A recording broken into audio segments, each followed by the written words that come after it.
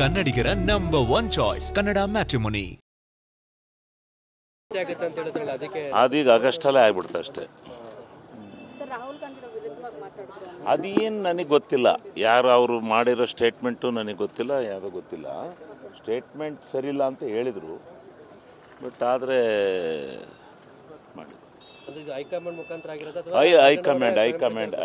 High command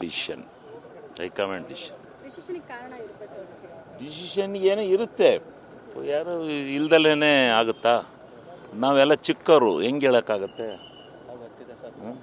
ದೊಡ್ಡ ಏನೋ ಆಗಿದೆ, ಸಮ್ ಮ್ಯಾಟ್ರ್ ಇಲ್ದಲೇ ಆಗಿರುತ್ತಾ? ರಾಜಣ್ಣ ಜೊತೆ ಮಾತಾಡಿದ್ರ ಸರ್ ತಾವೇನಾದರೂ? ರಾಜಣ್ಣನ ಜೊತೆ ಬೆಳಿಗ್ಗೆ ಮಾತಾಡಿದ್ದೆ, ಹಾಗೇನು ಇದ್ರ ಬಗ್ಗೆ ಸುದ್ದಿ ಇರಲಿಲ್ಲ. ಆಮೇಲೆ ಮಧ್ಯಾಹ್ನದ ಮೇಲೆ ಗೊತ್ತಾಯ್ತು ನಮಗೆ ಸುದ್ದಿ. ಅಲ್ಲ, ಅವ್ರನ್ನ ಟಾರ್ಗೆಟ್ ಮಾಡ್ತಾರೆ ಅಂತ, ಯಾಕಂದರೆ ಬಹಿರಂಗವಾಗಿ ಹೇಳಿಕೆ ಕೊಡ್ತಾ ಇರ್ತಾರೆ, ನೇರವಾಗಿ ಮಾತಾಡ್ತಾರೆ. ಈಗ ನೇರವಾಗಿ ಮಾತಾಡ್ತಾರೋ ಬಹಿರಂಗವಾಗಿ ಮಾತಾಡ್ತಾರೋ, ಮಾತಾಡೋವೆಲ್ಲ ಇದಾಗಿರ್ಬೇಕಲ್ವಾ, ಸ್ವಲ್ಪ ಇದಾಗಿರಬೇಕು. ಏನೋ ಕನ್ನಡ ಮ್ಯಾಟ್ರಿಮೋನಿಯಲ್ಲಿ ಹೇರಾಳವಾದ ಚಾಯ್ಸ್ ಇದೆ. ಲಕ್ಷಾಂತರ ಜನರಿಗೆ ನಮ್ಮ ಕನ್ನಡ ಮ್ಯಾಟ್ರಿಮೋನಿ ಮೂಲಕ ಮದುವೆ ಆಗಿದೆ. ಇದಕ್ಕಿಂತ ಬೇರೇನ್ ಬೇಕು? ಕನ್ನಡಿಗರ ನಂಬರ್ 1 ಚಾಯ್ಸ್ ಕನ್ನಡ ಮ್ಯಾಟ್ರಿಮೋನಿ. ಹೈಕಮಾಂಡ್ಗೆ ಇರಿಸುಮುರ್ಸ ಆಗಿರಬೇಕು, ಅದರಿಂದ ಏನೋ ಆಗಿದೆ. ಪಾರ್ಟಿ ವ್ಯವಸ್ಥೆ ನೋಡಿ, ಇದು ಡೆಮಾಕ್ರಸಿ, ಪಾರ್ಟಿ ಸಿಸ್ಟಮ್. ಹೌದು, ಅವರನ್ನು ಡ್ರಾಪ್ ಮಾಡಿದ್ದಾರೆ.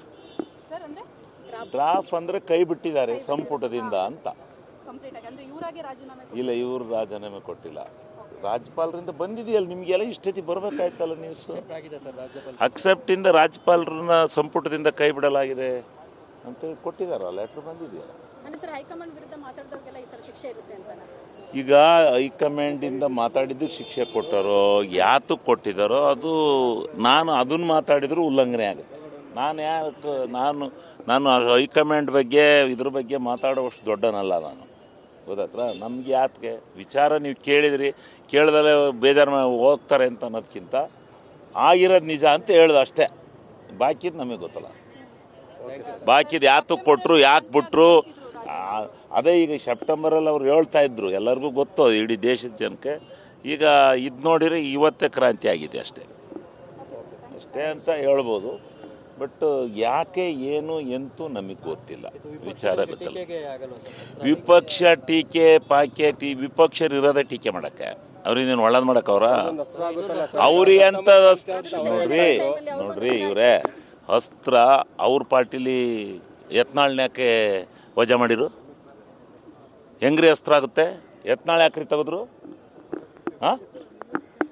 ಗೌರವ ಇರಲಿಲ್ಲ ಅವ್ರಿಗೆ. ಯತ್ನಾಳ್ ಪಾಪ ಎಷ್ಟು ಸಭೆಯಲ್ಲಿ ಡಿಪೆಂಡ್ ಮಾಡ್ಕೊಳ್ಳೋ ಪಕ್ಷನ ಯಾತ್ಕೊಂಡು ತೆಗೆದ್ರಿ ನೀವು?